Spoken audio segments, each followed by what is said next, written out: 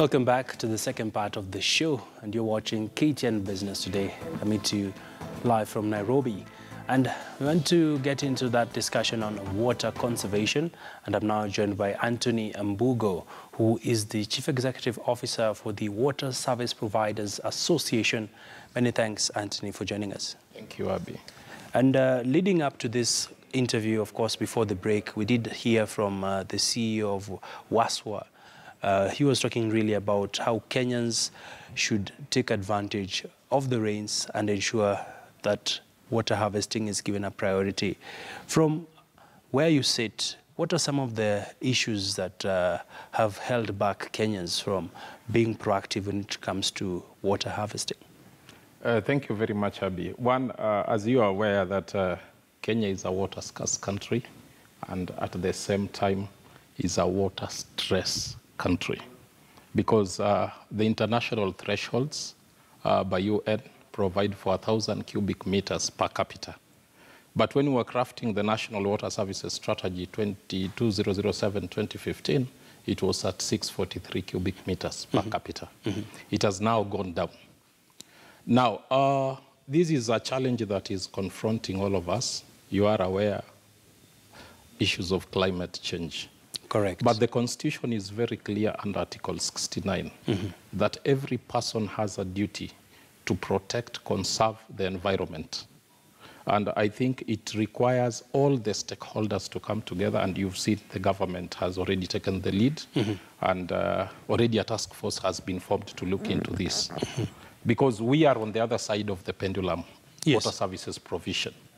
But you realize that under the Water Reforms 202, different institutions were created, and one creature of that institution is Water Resource Management Authority, which under Water Act 2016 has transited to Water Resources Authority. Yes. So this is the one which is mandated within the water institutional framework of the pyramid to deal with water resource management.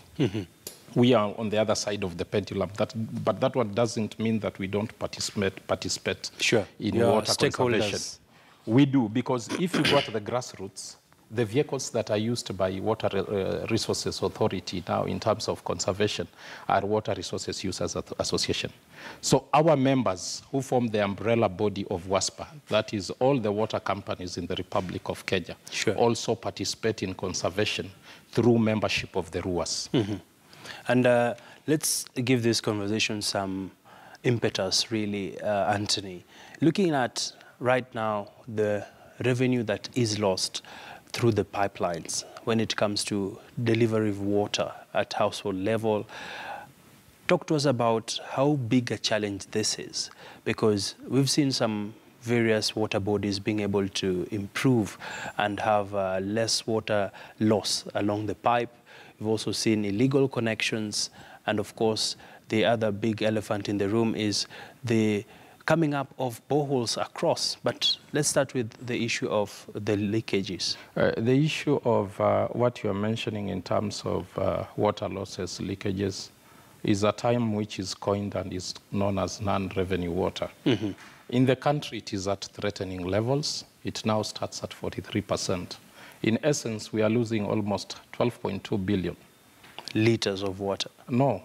Or revenue? In revenue. Wow. Because you are talking in monetary terms. And you realize that this is money which is enough to put up almost 2 Northern Collector Water project. The project that is being put in Murang'a that will be a game changer, which will bring 140,000 cubic meters to the city of Nairobi.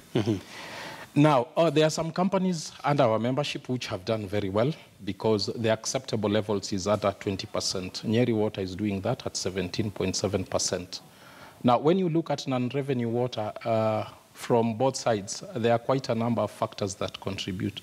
Leakages, spillovers, these are called physical losses. But the other side, which are called commercial losses, like, for example, you have a meter, and the meter is at a registering.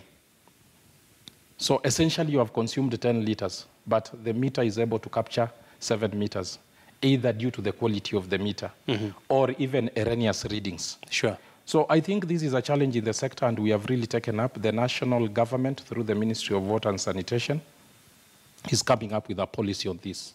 At the water service providers level, we have been very proactive, partnered with international institutions like the Vitens Evides International.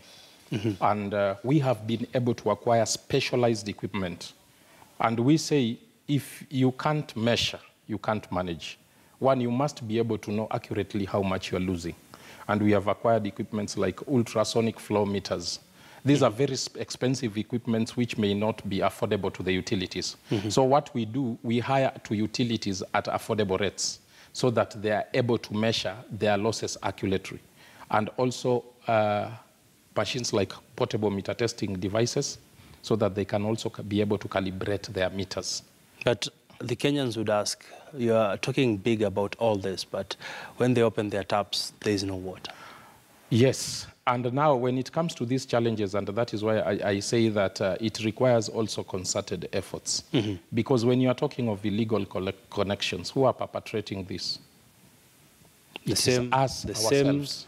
Users. Yeah, because at the end of the day, if you have used water, and again, I was the managing director of Sierra Bondo, and a few years ago, we used to have a kiosk. Then there was a lot of consumption in this kiosk. But if you check at the meter in the morning, you realize this guy has only consumed around 40, 50 liters. And there was a long queue. So we realized that there was a problem with the meter because it could allow water flow both sides. So during the day, it goes in the right direction. At night, he changes it. So this is something that requires concerted efforts. Apart from us as utilities doing the right thing, we also require public support. All right. Because any water consumed illegally is water which is lost, which would be available for a customer who was willing to pay. All right. So what is your parting shot on this conversation on water conservation? Now, in terms of water conservation, what I want to say is that it behoves all of us, even as Kenyans, not even just in terms of water losses that we are making. We have a lot of wastages. You realize that when somebody wakes up, picks a toothbrush, instead of using a glass, he's brushing on a running tap. You will end up using like 20, 30 liters.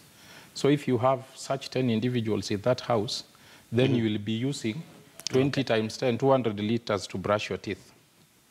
So those are some of the issues. When you are washing your car, we need to conserve. Don't use a hose pipe. Use a bucket.